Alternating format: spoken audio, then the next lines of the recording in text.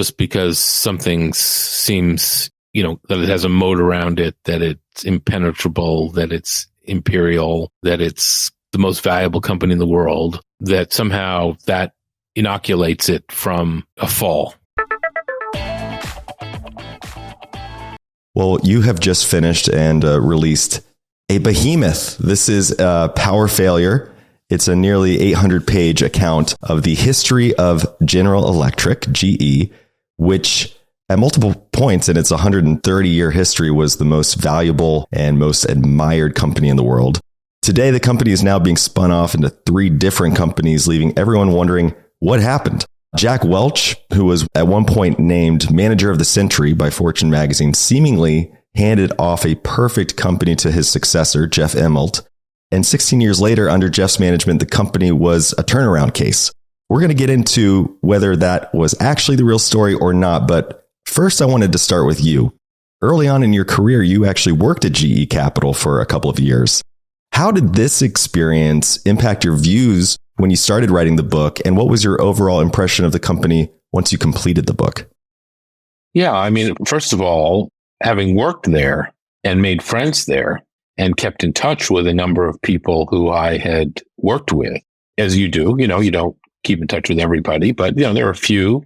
And one of my office mates, when I first started at GE Capital, incredibly, was a guy named John Flannery, who became the CEO of GE after Jeff Immelt. So here I'm embarking on this book. I have one of my friends is, by then the former CEO. I happen to have a house on Nantucket, which of course is where a lot of GE people live, including Jack Welch and others. And so I found that, this network was opening to me in a good way for me to write this book, to get insights into it. When I was at Columbia Journalism School, which was a few years before I went to Columbia Business School, which is a year-long program, out of the blue one day, I got asked to go on a GE trip to visit GE's lighting facility in Cleveland, where they made the light bulbs. And on the same day, go to Louisville, Kentucky, to their major appliance facilities. I have no idea how this came about. I have no idea why I was selected. I have no idea what was going on, but I did spend a day on a GE private jet going from New York to Cleveland and then to Louisville and then back with about a couple of GE executives and some Columbia J School classmates. So that was obviously quite revelatory to me. And I'd never seen anything like that before. Never been on a private jet, obviously, before. So that sort of, left a sort of curious and positive taste in my mouth. And then, worked there. And, there were ups and downs like any job, but I found it sort of paternalistic in a nice way. There were always these crazy trips that they would take you on. Even if you weren't like the top performer, you still got to go on a trip, to some golf resort for a few days. They got me a car to commute from New York to Stanford, and it was it's like a BMW they got me. And so I'm thinking, okay, I'm sort of working tangentially to Wall Street. I'm working on interesting things. Wall Street had blown up in October of 1987, and GE Capital sort of got stronger and stronger, even though the rest of Wall Street was suffering. So it was all looking pretty good for me. And I think I got a good sense of the culture, and that helped me tremendously when I was thinking of what to write in this book and what to say. Because again, as you said, there's so many myths that are created about Jack and GE, and a lot of it promulgated by the company itself. It was just helpful for me to sort of be able to cut through that and have a sense of what I was really writing about and reporting about. At one point, Jack Welch was so revered that GE was known as the house that Jack built. But Jack began working at GE nearly 70 years after it was founded. And the origin story of GE is fascinating and involves legends like JP Morgan, the man, Thomas Edison, who, has over something like 1,000 patents, Charles Coffin, and others. How did they all come together to create what ultimately became a company synonymous with America itself? Again, especially as I was researching the early history of the company, which of course I didn't know much about. there were a number of interesting revelations. One of which was, GE liked to promote the idea that Thomas Edison was the founder of the company, which is great. I mean, who wouldn't want to have Thomas Edison be, a key part of a company DNA? It implies immediately great technological innovation and creativity. And, I think Thomas Edison has obviously been one of the great entrepreneurs / inventors in our country's history. So no doubt that was useful. If you go to the research lab in Niskayuna in New York, as soon as you walk into this huge lobby, it's all Thomas Edison all the time. Well, what I discovered was that actually wasn't really true. It was part of the mythology. Thomas Edison, yes, had created a company called Edison General Electric to sort of capitalize on his creation of, the perfection of the light bulb and the generation of electricity, both of which were, of course, incredible innovations. He wasn't a great businessman. He did that with the help of financing from JP Morgan, the man, and others. And at the same time that Edison General Electric was around, and by the way, at this point in the early 1890s, Henry Villard was the CEO of Edison General Electric, not even Thomas Edison. Thomas Edison was just a shareholder, and there was another competitor named the Thomson Houston Company that had been gone into bankruptcy and then taken over by this fellow Charles Coffin that you mentioned, who's up in Lynn, Massachusetts. And he was backed by Boston venture capitalists, Henry Higginson, among others. And basically the venture capitalists decided these two companies should be put together, merged to form what became GE, General Electric. Thomas Edison was very much against this merger. He did not want it to happen. He threatened to quit. He tried to block it on several occasions. But of course, the money men prevailed. They went around him and announced the merger of the company, reducing Thomas Edison's role in management completely and then making him a relatively small shareholder. And he quickly sold out of those shares and went off to New Jersey to try to perfect some sort of limestone mine or something, which didn't really work out. And that was 1892. And then one just quick note, in 1893, there was a financial crisis, the Panic of 1893. And, if it hadn't been for some clever engineering, financial engineering, GE would have gone down the tubes in 1893 because it had 10 million of debt, which was a lot of debt at that time. And they ended up buying back the debt at a discount, thanks to JP Morgan, the man. And so right off the bat, you have a merger that takes place over the objection of the quote founder. And you then have the company in perilous financial situation only to be resolved through some clever financial engineering. And so those two strands of the DNA of GE are very important and sort of play through, the next 130 years. And Charles Coffin is a name that's often overlooked or overshadowed by some of the other names we mentioned. Researcher Jim Collins once claimed that Coffin, not Welch, was actually the greatest CEO of all time. And in his words, Edison was essentially a genius with 1,000 helpers, and Coffin created a system of genius that did not depend on him. And while he struggled in the early years after the big merger, which, as you mentioned, Edison was very much opposed to, he then became a major innovator in a lot of different ways. From your research, how do you view Coffin and how he fits into this whole story?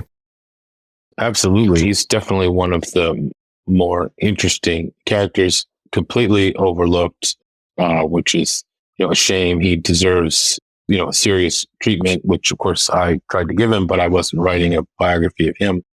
He grew up in Maine, and his family, he went to work for his uncle's shoe manufacturing company outside of Boston. And again, I just see, so many parallels to today. Shoe manufacturing was competitive, not particularly sexy or profitable. But there was this other business called the generation of electricity, which was new and exciting and innovative and, had the potentials like, say, the internet, 100 years later to really, fast forward, to be a quantum leap forward in the way people live their lives. I mean, if you can imagine, Trey, if you're used to lighting your home, with a wood fire or candles or with whale oil, along comes electricity and the electric grid and electric power, which, it seems utterly mysterious, right? I mean, it's a total black box. Whatever you did, you flipped a switch or whatever you did, and next thing you know, you had a light bulb that lighted up. I mean, that had to be a mystery, like in the same way that you turn, the key in a car and, the engine goes on and next thing you can drive yourself away. I mean, that this obviously was a huge innovation, a huge leap forward, but also scary for people. And often people would, reluctantly hook up to, Edison's or Coffin's, GE's electric grid, and then a fire would result and their business would burn down. So, adoption of this took a lot of time and didn't happen overnight. And I think, Charles Coffin really saw the way to do this. And by merging his company with Edison General Electric and becoming GE and basically having kind of a monopoly on this business in the population centers of America at that time, New York City and the Northeast, Thomson Houston Company was a lot more profitable than Edison General Electric. And I think, JP Morgan, the man, and Charles Coffin's backers saw that too. And that's how this, merger occurred. And after the near fiasco of 1893, he resolved, of course, to have a fortress balance sheet, to never have much debt at all if he could avoid it. And then he just became a great leader of men. He selected a smart successor. He really was. I have to, agree with Jim Collins on this.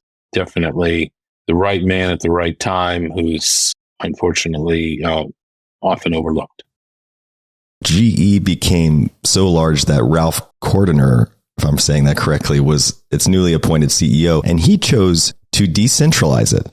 And given my bias towards companies like Berkshire Hathaway and Constellation Software and others, I found it surprising to hear the issues that GE endured as a decentralized company. So talk to us about how this change led to executives breaking the law, using circuit breakers, and just the general idea that sometimes decentralizing something isn't the best way to go. Yeah, I mean, obviously when a company has got sort of like a command and control approach, there can often be more accountability.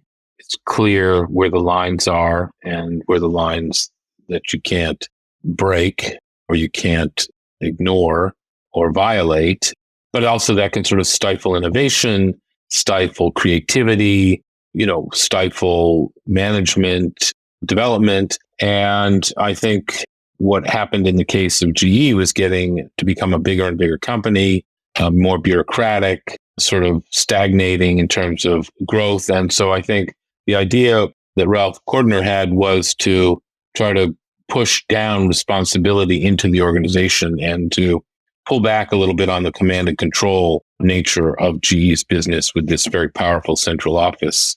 And that backfired, big time during this electric conspiracy scandal where basically the manufacturers of this electric equipment basically started colluding on the prices that they would charge customers. And they had this crazy, when I came across this, I couldn't believe it either. This, elaborate way of signaling each other and codes that they created. And they would meet at these industry offsites. And instead of, learning industrial wisdom, they colluded with each other on how to, set the prices for these various technical electrical equipment that they were pricing and trying to sell to customers.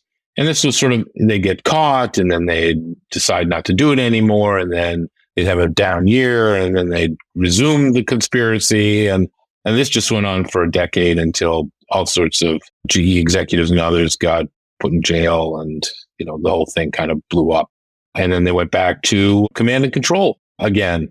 And ironically, fast forwarding way far to now, my friend John Flannery, who became the CEO, brought Larry Culp onto the GE board, who was the former CEO of Danaher, which is, I'm sure, a company that is famously like Berkshire Hathaway, sort of an agglomerator, but without, having a very small central authority. And John was thinking that GE needed to go back to that, to sort of begin to dismantle GE's big corporate apparatus, which was, spending billions a year, sort of some people thought wastefully. And so he brought Larry Culp onto the board to try to get from Larry his wisdom about his experience at Danaher. Unfortunately, what happened was that with the help of Nelson Peltz's hedge fund Trian Partners, which had invested in GE at that point, was a big fan of Larry Culp. They basically engineered a coup that got rid of John Flannery after 15 months and brought on Larry Culp, who in fact dismantled the whole company, let alone the central office. So what I found repeatedly in the researching and writing of this book was that a lot of themes that were there at the beginning we talked about what happened in 1892 and 1893, got repeated later on in its history. Like one thing I didn't know either was that after World War I, Woodrow Wilson basically insisted that GE create what became RCA, Radio Corporation of America, inside GE to hold GE's patents in the radio business and its technology that it had discovered in the radio industry, so that after World War I, the British wouldn't get a hold of that technology and, try to one-up us in this new technology of radio. And then in the 1930s, the Justice Department forced GE to divest RCA, becoming a public company on its own. And then, one of Jack Welch's biggest successes in his 20-year tenure at GE was buying back. Well, it turned out he was buying it back. By then, I was about to go to Wall Street and studying this stuff very carefully. And the fact that GE was buying RCA was front page news in the New York Times at that time, and it was the largest M&E deal in history at that time at about $6.4 billion. And everybody sort of hailed Jack as a hero, which of course it was a great deal and smart and clever. They got on NBC, but Jack was just buying back a business that GE had started and owned and was forced to divest. I don't think anybody realized that. Well, let's talk about Jack, because he was a master at M&A, it seems from your book here. The market cap of GE when he started as CEO was around $12 billion. And when he left 20 years later, it was something around $400 billion. So clearly he did a lot of things right. At one point, getting as high as $650 billion. Oh my goodness, yes. So yeah, you're right. So clearly he did a lot right and he was heralded for it. That said, there were some major issues with Jack and his leadership styles. Jeff Immelt nowadays has kind of referred to him as almost like a scoundrel or a villain. And, when you read business books growing up, I think all of us are, or at least me personally, I was only really aware of him being just this amazing CEO. And he's sort of like the pinnacle of what you want to reach for if you're running a company. But were there any traits about Jack you discovered that don't quite line up with his reputation as, say, the greatest leader of his era? Well, of course, my interactions with Jack when I was working at GE Capital and when I went on that trip to the lighting and major appliance businesses were minimal to nil. But of course, when I started writing this book, he agreed to spend a lot of time with me and tell me his story and answer all my questions. And we spent many hours together before he passed away in March of 2020. So obviously I learned, he was incredibly charming and open and on the record, and, it was more than I could have asked for. He was, not in the best of health then, but his mind was still sharp.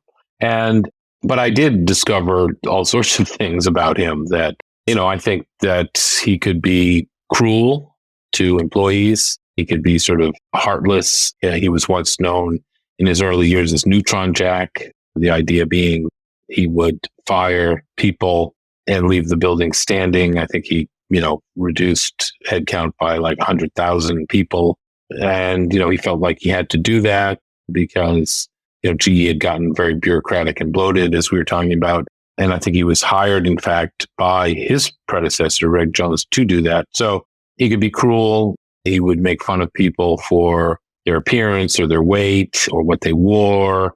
He was probably bit of a, more than a bit of a womanizer, and, treated his first two wives very poorly, I would think. Chances are, in this day and age, he would have been a target for some sort of Me Too kind of expose, which probably would have gotten him removed from the job at some point. So, but I think by the rules of the era that he was operating in, he was just sort of like business as usual kind of thing. I don't think he was and necessarily any worse or better than others in some of these social regards. He clearly was a great leader of this company, if one is to judge a leader by various objective measures of increasing market value, increasing reputation, increasing influence, increasing world respect.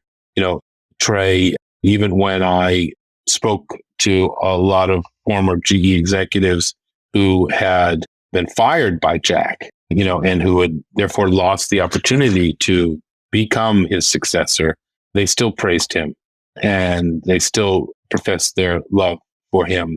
And, many of them were pallbearers at his funeral at St. Patrick's Cathedral. So I was quite taken by that, because usually my experience, either my own experience on Wall Street or in writing books about Wall Street and other things, there's not a lot of love that people have for their bosses or the way they're treated in these situations. But despite Jack being one tough son of a gun, the people who worked for him really admired him, felt that they enhanced their careers and got more out of them than anybody else could have.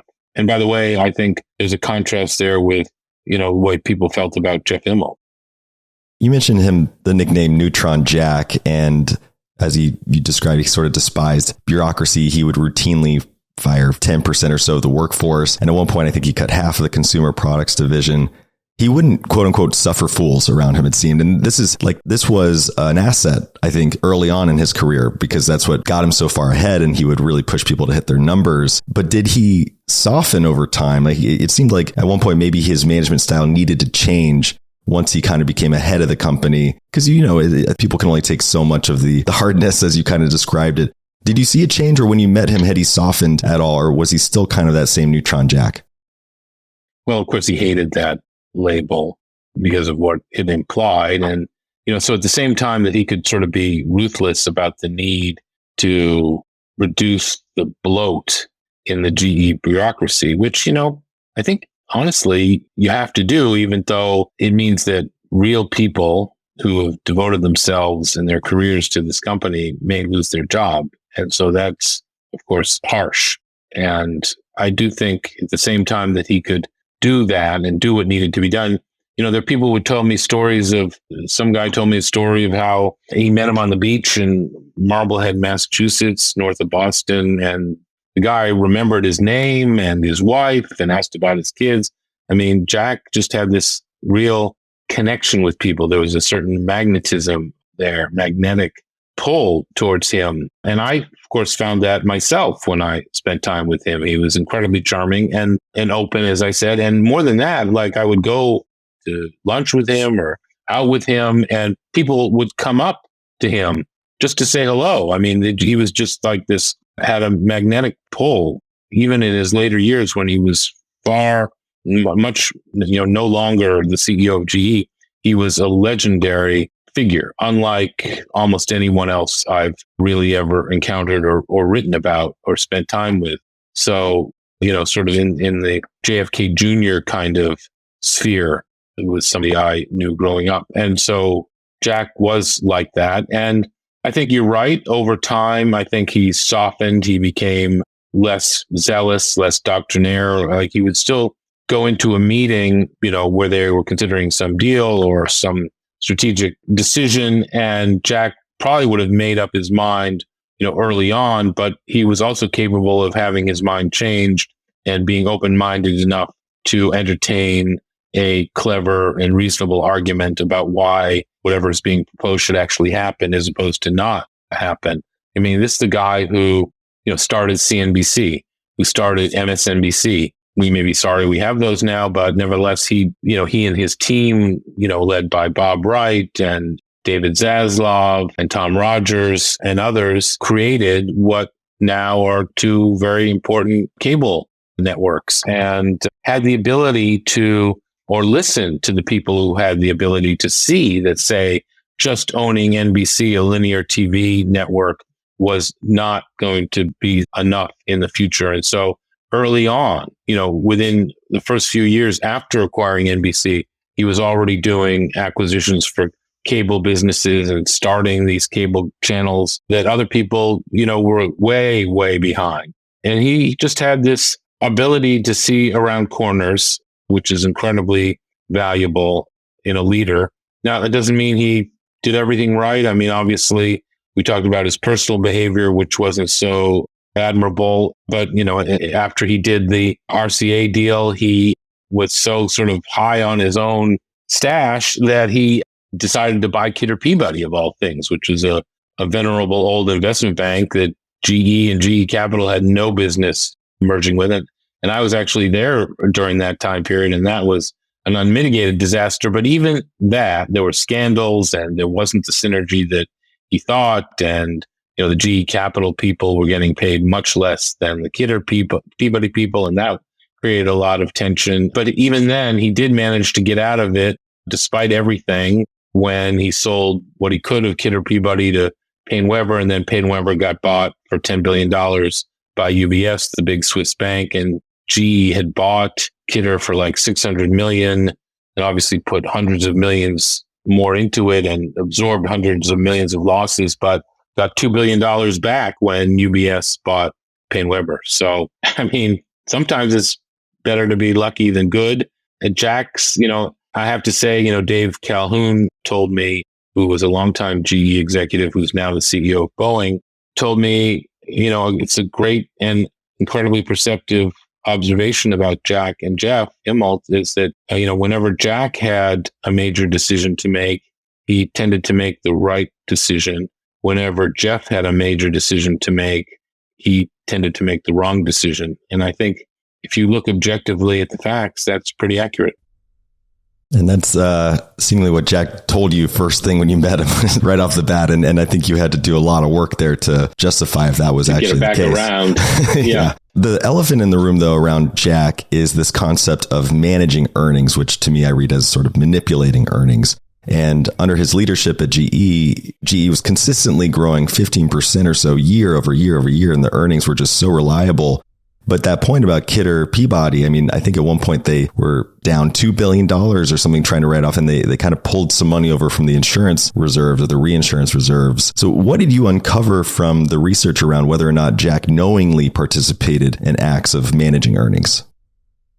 Talk about a point that Jack made when I first sat down with him. He would make his points early and then reiterate them every time we would meet. And this was another one of them, like, don't fall for the people who say, I managed earnings, or in your words, I manipulated earnings.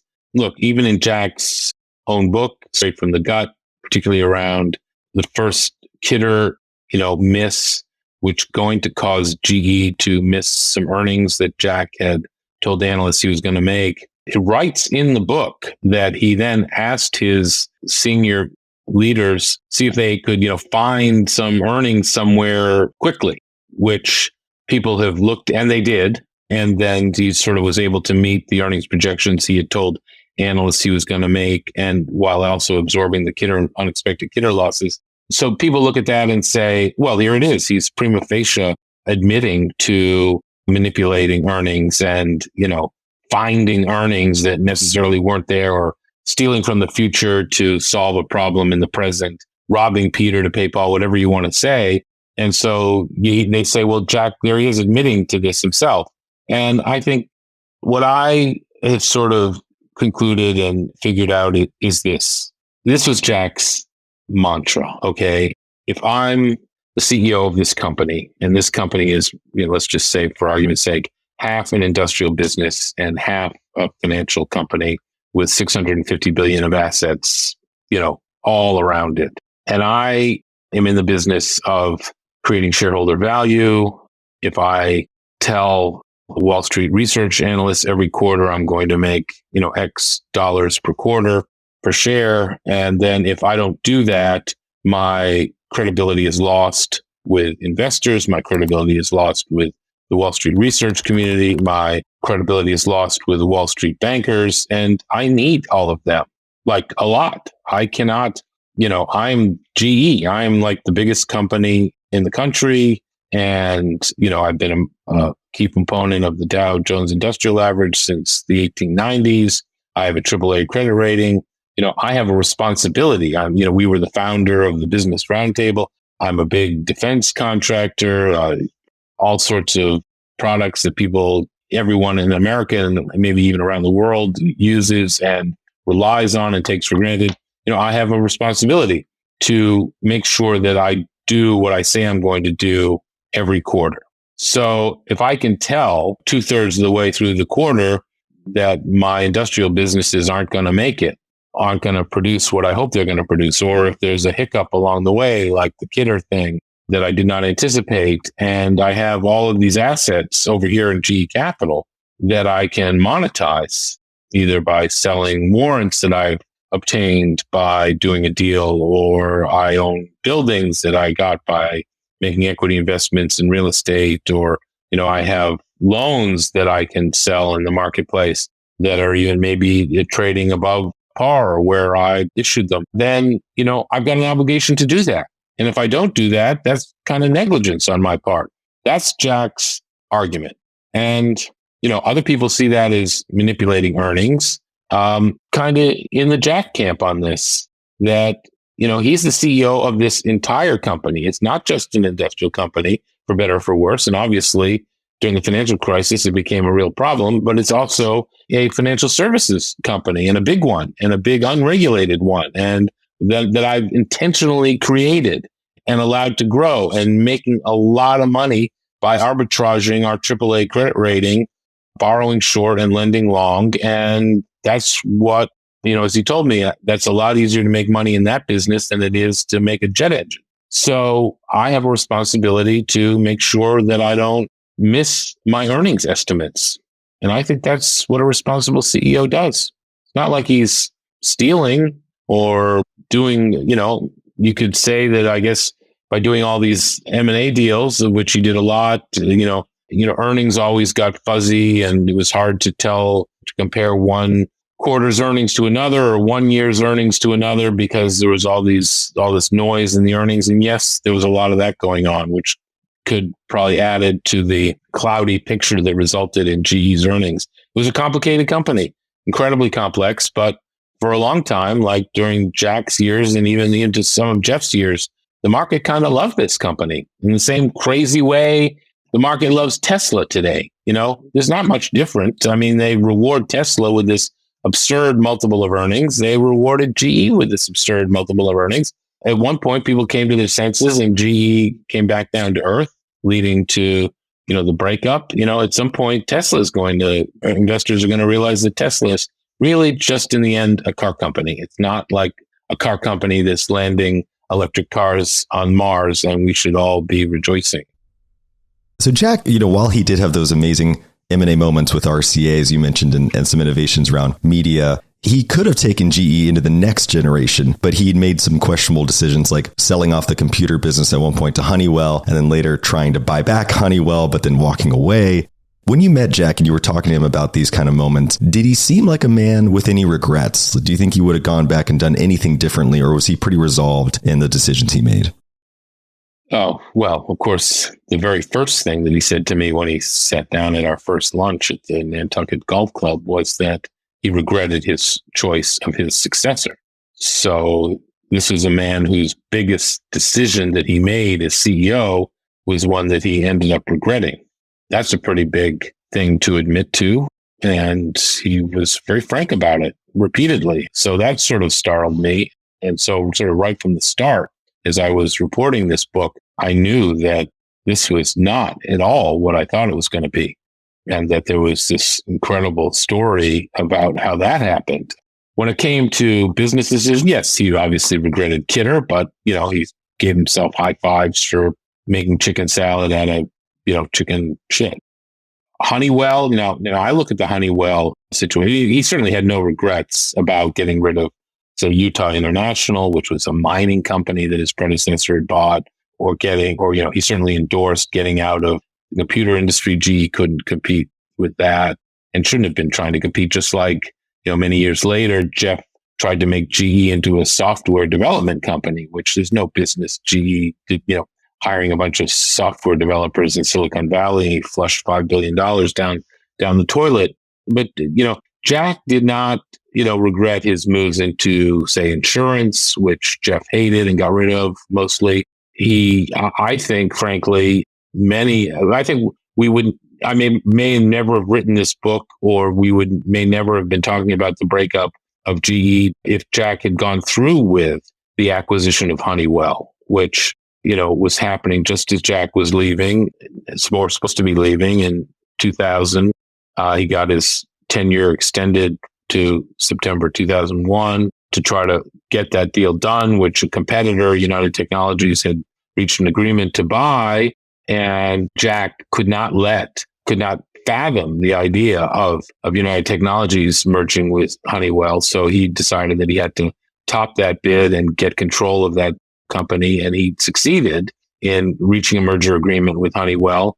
And then the U.S. Justice Department approved the deal relatively quickly, but the EU became a major roadblock, and Jack ended up deciding to walk away from buying Honeywell because the EU wanted him to sell a bunch of businesses that he didn't want to sell. And as he told me, he thought he was going to buy an 18-hole golf course and he only got 15 holes. So he didn't want to go through with buying, the golf course.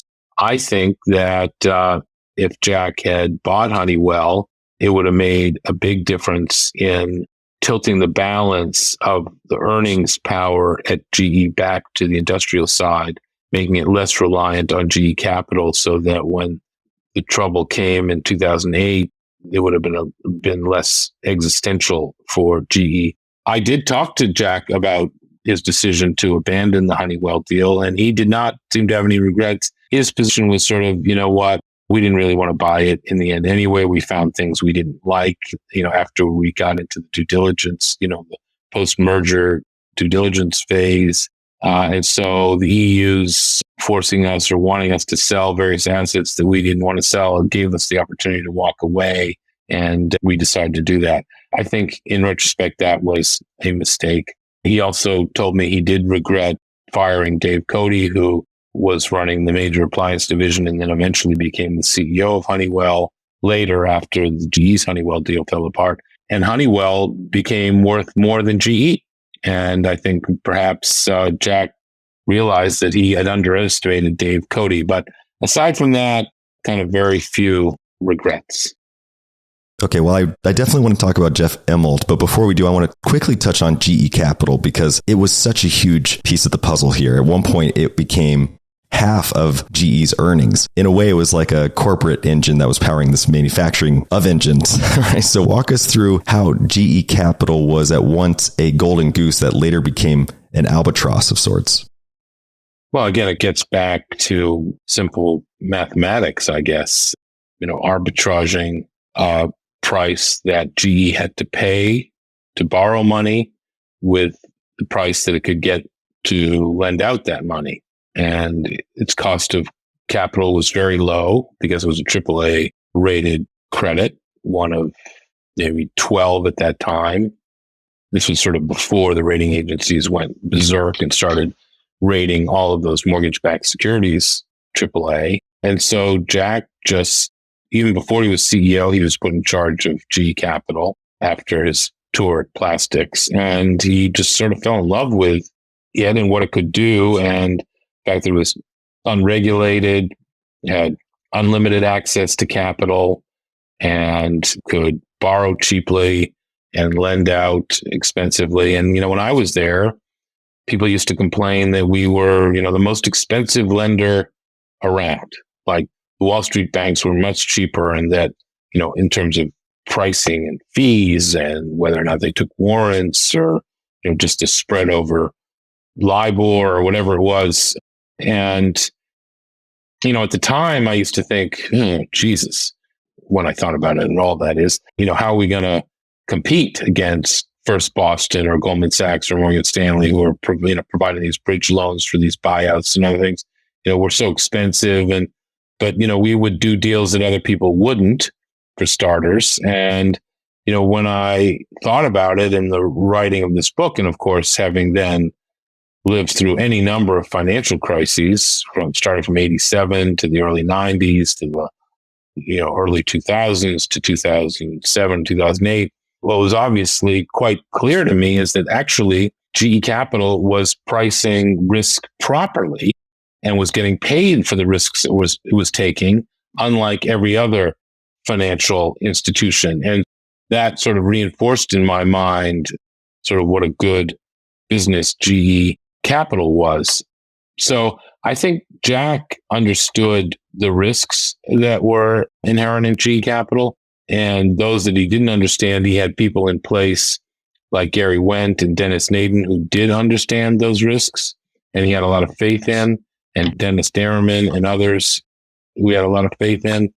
I think Jeff really liked the earnings that GE Capital produced year after year, but I think he didn't have the same intuitive, inherent understanding of the risks that Jack did or that Jack's leaders did.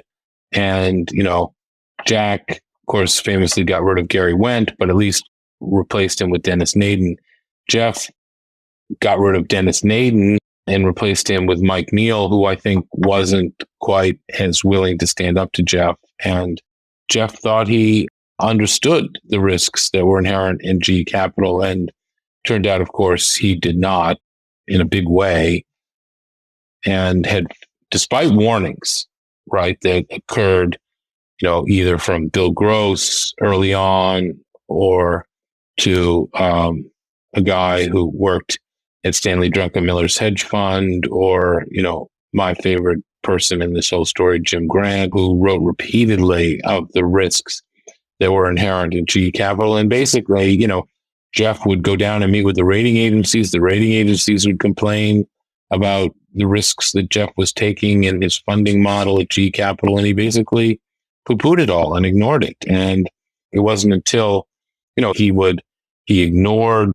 the advice given to him by Michael Prawley, who was running GE's real estate business at GE Capital. They had been tremendously successful and made a lot of money. And Michael Prawley told him in 2007 to, it's time to sell this business. And he had lined up Goldman Sachs to help with the sale of the business. And Jeff sort of waved around this report from McKinsey and says, no, here, McKinsey says, this real estate bubble is going to continue for the foreseeable future. Well, of course, we know what happened. McKinsey was wrong.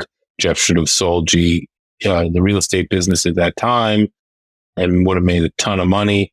Instead, he didn't sell it. A lot of that profit was lost. And then, of course, come the 2008 financial crisis, September of 2008, Jeff had to go hat in hand to Hank Paulson, the Treasury Secretary, and beg him to solve the problem that GE Capital was having in borrowing in the short-term commercial paper markets, because those markets had dried up in September of 2008, and GE Capital no longer had access to that kind of funding. And basically, Hank Paulson came in and saved the day for Jeff, told him to go speak to Sheila Bair, who was head of the FDIC, and then Sheila Bair basically was forced to let GE into all of these financing lines of credit that the government was making available to other financial institutions. And, all this occurred without anybody realizing what was going on. Everybody was focused on Wall Street banks going down the tubes, or focused on the car companies going down the tubes. But here was GE, our most admired and respected industrial company, one of the largest financial companies, unregulated in the country. And he was going down the tubes. Literally had twice gotten the papers ready to file GE Capital for bankruptcy, and nobody had a clue. I didn't have a clue, and I worked there. I didn't know until I started reporting this book. Incredible. I mean, yeah, it seems like I'm going off memory, but I think GE Capital was at times overlevered 8-1, maybe more. That idea of them being unregulated was at one point an asset for them, right? But then after the global financial crisis, when everyone who was regulated was guaranteed by the government, all of a sudden they're left on their own island, it would seem. Well, two things happened. First, they were not part of the TARP. So all these other financial institutions were getting bailed out, and GE was not part of that. Then all these lines of credit were made available to essentially backstop the commercial paper markets and other short-term lending markets. And GE had to beg to be included in that, so that, if they weren't included in that, then there'd essentially be a run on the bank at GE, because no one would invest in their debt or provide them short-term financing, because essentially they weren't backstopped by the government, but other financial institutions were. So they had to scrape their way to get into that, and they were let in. But then, of course, the result of all that, they were declared a SIFI, a systemically important financial institution, which meant that they were regulated by the Fed. So they went from being completely unregulated to having the ultimate in regulation. And it was costing them like $2 billion plus a year. And Jeff Immelt felt like the Fed was in everything that it was doing and sitting in its board meetings and was basically regulating its financial business, which was something he almost could have dealt with, although he hated it. And it was costing him, a lot of money a year, but he was afraid they were about to encroach into the industrial side of the business and not let him run that business the way he wanted to. So he resolved that he basically had to get out of GE Capital, which was an incredibly fateful decision, and he thought was so brilliant. And when he did it in 2015, but 2 years later, it resulted in his being fired from the company. And you mentioned that Bill Gross from PIMCO and Jim Grant were publishing these amazing warnings on GE Capital prior to the great financial crisis. You mentioned Jim Grant was your favorite character in all of this. I'm kind of curious as to why that is. Well, first of all, he's such an incredible person to begin with, and he's so sort of sui generis, and, he's become an iconic character because he writes Grant's Interest Rate Observer, so thoughtful and so well and so insightful. He picks up on issues going on in the credit markets, which are, of course, 4 or 5 times the size of the equity markets, and people don't really understand the credit markets. And, more importantly, they don't understand what the credit markets are telling us. And, one thing I love about Jim is he understands what the credit markets are telling us.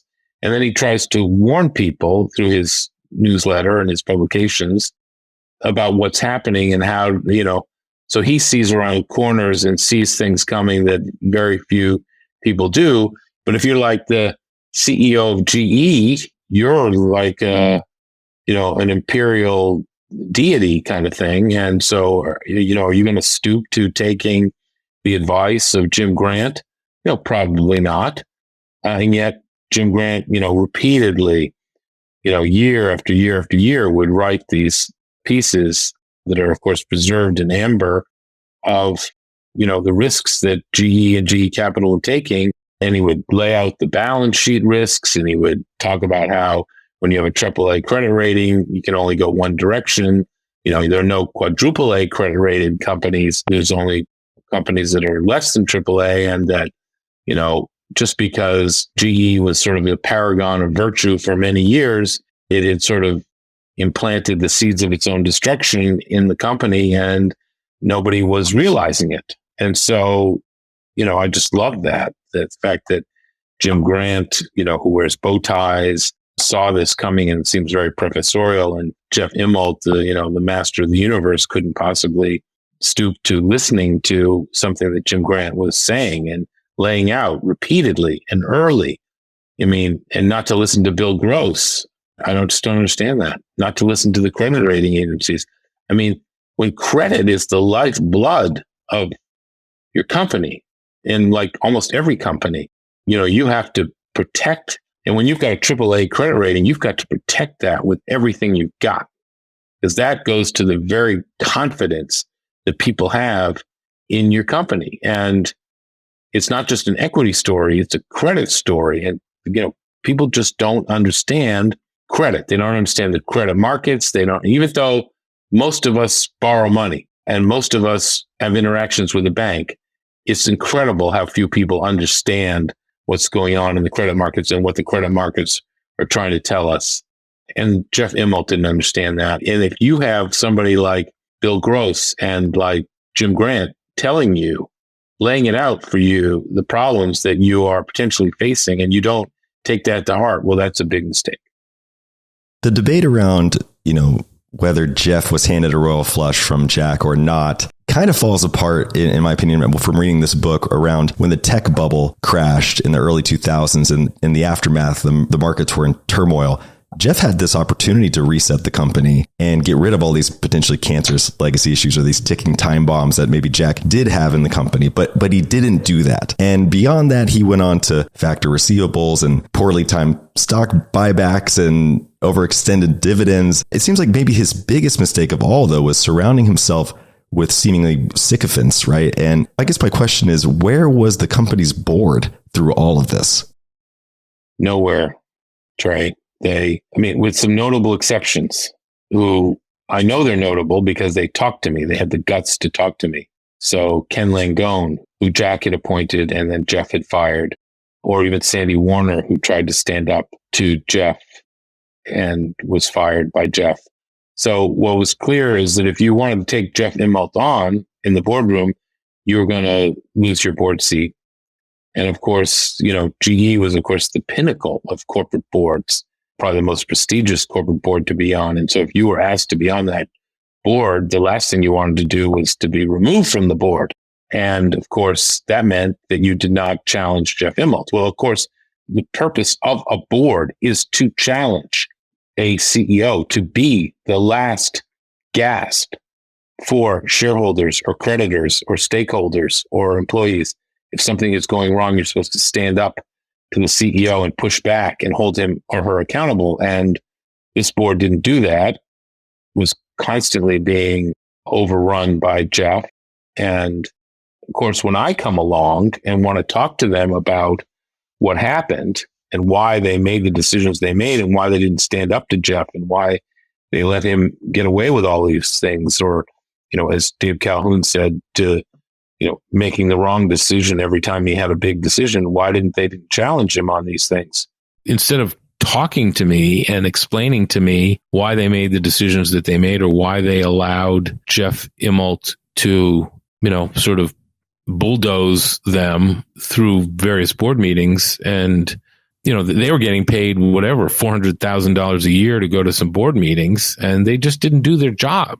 They, enjoyed too much being on the board of GE and failed to do their job, which was to hold the CEO accountable on behalf of the shareholders. And they didn't do that. And instead of explaining why they didn't do that to me or engaging with me, they just ignored me and, gave me the stiff arm, except for largely Ken Langone and a couple of others.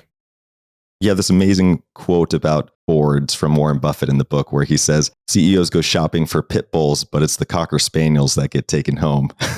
That's such a great quote. And Warren comes into the picture around the great financial crisis. He ends up buying $3 billion of GE preferred stock with a 10% dividend. And he also receives these 5-year warrants, an additional $3 billion for a strike of 2250. What I'm curious about is how Jeff goes from getting that investment from Warren Buffett to then Trion, if I'm saying that correctly, or Trion, who was this highly aggressive activist investor and seemingly part of the death knell for GE overall. Well, obviously those two things were separated by 7 years. GE wasn't Warren Buffett's first rodeo. Warren had done the same thing at Goldman Sachs and at Bank of America. So, the Warren Buffett preferred equity seal of approval was something that was in the air at that time. And of course, Warren, being the genius that he is, he knew that these firms, these financial institutions couldn't get money other places, and that it would be a huge vote of confidence for them with their investors, their creditors, their stakeholders, their depositors, if he came in and sort of ratified the genius of the management and the business plan. And so Warren did that, as I said, at Goldman, B of A, and GE. And, that enabled GE to then go out and raise, I think an additional $12 billion of equity for a total of $15 billion, which they felt they needed very much at that time. And, again, it proved, not even to be enough. GE had to cut its dividend. And then, of course, Jeff decided he had to sell NBCUniversal to Comcast without an auction to raise even more capital. And GE was in a desperate situation. But by 2015, I think Jeff thought, the ship had been righted, that he felt like, he had bought Alstom. He had decided to sell GE Capital and raise even more capital. And he used that money, as you said, he made a big mistake again. I mean, I think he made a mistake by selling GE Capital off in pieces, but then to use the proceeds of that to spend $30 billion or so buying back stock at $45 when the stock later went to teens was, of course, a ridiculous use of capital, completely wrong investment of capital. I should have paid down debt. Probably should never have gotten rid of GE Capital to begin with. But, he thought he was this so-called Project Hubble, which was the selling of GE Capital, getting GE out of the SIFI business, getting GE out from under the Federal Reserve's regulation, getting rid of $2 billion of annual expenses was the way to go. And to sort of ratify what he thought was his genius in doing all of that, he brought in Trian Partners, which was an activist hedge fund headed up by Nelson Peltz. And he thought that they would be friendly because when he was at Dartmouth, he was friends with a guy named Tom Garden, who was Ed Garden's brother. And Ed Garden is Nelson Peltz's son-in-law who worked at Trian Partners. And so he thought this familial relationship would be beneficial to him and GE, and that, Nelson Peltz, who he referred to as the smiling crocodile, wouldn't bare his teeth when things weren't going as well as Jeff had promised they would. I think he was told by Wall Street bankers that GE was ripe for an activist investor. So he thought he might get one that was what he thought would be friendly and more sympathetic to him than another one who might come in that he didn't know. But of course, 2 years later, that all backfired too. Okay, so GE is now the biggest fall from grace we've seen from an American company. And through all of this 3 years of research you put into this book, which is just, I have to say, so incredibly detailed. It's unbelievable, really, this book. I mean, the research that went into it is just incredible. And I'm just kind of curious, through all of that, what are the lessons we can now take? I mean, we can certainly throw Jeff under the bus all day long, right? But what were some of the key lessons that people who are running businesses today can really glean from all of this 130-year business that ultimately failed in a very short amount of time? Well, first of all, just because something seems, that it has a moat around it, that it's impenetrable, that it's imperial, that it's the most valuable company in the world, that somehow that inoculates it from a fall. Joseph Schumpeter, the Austrian economist, talked about creative destruction and that the seeds of, a company are sown early on. And I think that is especially true in the case of GE, as we've discussed. So, this idea that somehow you're invincible, which was, basically Jack's theory of the case, is you said that he had handed off to Jeff what he thought was a royal flush. Jeff certainly didn't see it that way, but, that's what Jack believed. He thought that he had created this, behemoth that would last for another 130 years and was surrounded by an impenetrable moat. So lesson number one, Tim Cook or Elon Musk or Jeff Bezos is, hey, just because and I think actually Jeff Bezos understands this and has said to his, employees, it's just going to be a matter of time before we're gone. So let's see how long we can keep that from happening. Just because you're on top now doesn't mean you're, not vulnerable to all sorts of macroeconomic and microeconomic events. And, one of which is, of course, making sure you choose the right person as your successor. And of course, Jack admitted that he chose the wrong person and would become susceptible to Jeff's charms. And that's often what happens in these kind of succession races. It's often the most, politically adept person who charms the pants off of the person he needs, that is making the decision that gets those jobs, as opposed to maybe the person who might actually be the best person to take the company forward. So that's major lesson number 2, is making sure you have the right successor. Major lesson number 3 is, if you are the successor, make sure you understand the businesses that you are inheriting, that you are charged of running. And if you're going to keep them in the stable, really make sure you understand them. And, don't ignore the warnings that you're getting from people who do understand the businesses that maybe you don't understand as well. And all that, of course, is what befell Jeff Immelt. And then, don't surround yourself with sycophants and yes men and people telling you what you want to hear. Make sure you're open-minded enough to listen to people who have dissenting points of view and not dismiss them because they are offering you a dissenting point of view. They're smart too. They've been in this company a long time too. You've been paying them a lot of money too. Maybe they know something that you don't know, even though you are the CEO and they're not. It was all kind of preventable in my mind. This didn't have to happen. I didn't have to write this book if this hadn't happened, but it did, and I did, and that's where we are now. Company being split up into 3 pieces and, General Electric disappearing after 130 years.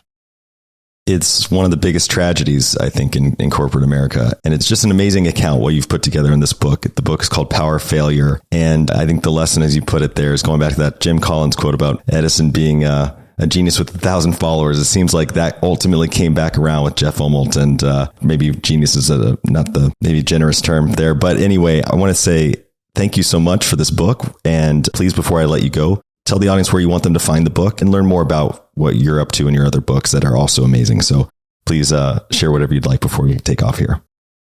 Well, thank you, Trey, for those kind words and this excellent conversation, which I really enjoyed. I'm easily Googleable, and I have a website, williamcohan.com, which lists all my books and many of my articles that I've been writing ever since I left Wall Street back in 2004. And, I encourage people, if they have questions or want to get in touch with me, I'm happy to do that. Well, William, thank you so much again for your time. And I hope we can do this again. I mean, hopefully it takes maybe less than 3 years to write your next book, but I'll be eagerly awaiting the next one. So thanks again. Thank you, Trey. Thank you for tuning in to today's episode of We Study Billionaires. If you enjoyed this episode, we would really appreciate it if you subscribe to our podcast feed using the link here on the screen. This will really help support the show so we can continue to provide this great content to you for free.